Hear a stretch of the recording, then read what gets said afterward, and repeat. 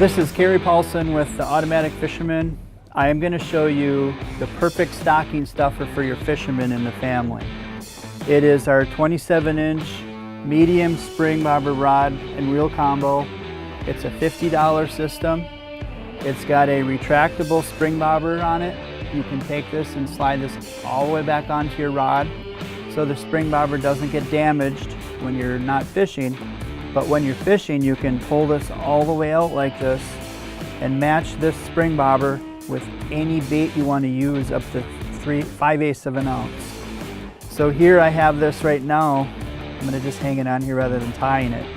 So you can see that's just a regular small panfish jig right there that you would use for bluegill fishing, crappie fishing, and whatever. So I have that on there, but then let's say I want to use a tungsten jig.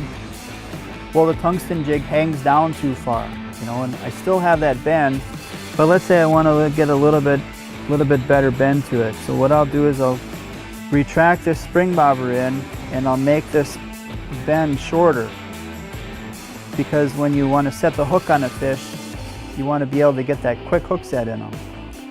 So now what I'm going to do is I'm going to use a Haley for, let's say, deep water perch fishing.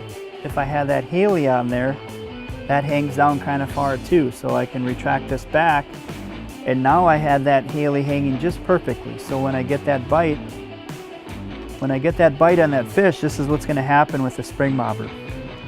You'll have that down there, and all of a sudden the fish will go doink, doink like that, and then you can see that, and that's when you want to set the hook in that fish. So, and you see when I set the hook in that fish, this spring bobber really isn't part of the rod. It's just a guide at that particular time frame.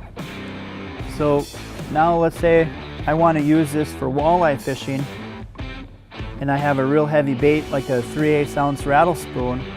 I can retract this back a little bit more onto the rod, and now I can use that rattle spoon and I can have the full effect of how it's actually going to work, because I can see that bite, but it's not buried the spring all the way down like that. So it's just hanging down a little bit, and you can go heavier with this. This is like a 3/8 ounce bait, but I know you can go up to a 5/8 ounce bait. So then when you're done at the end of the day, you just take this part back here where the blue little button is, and you just pull this back onto the rod.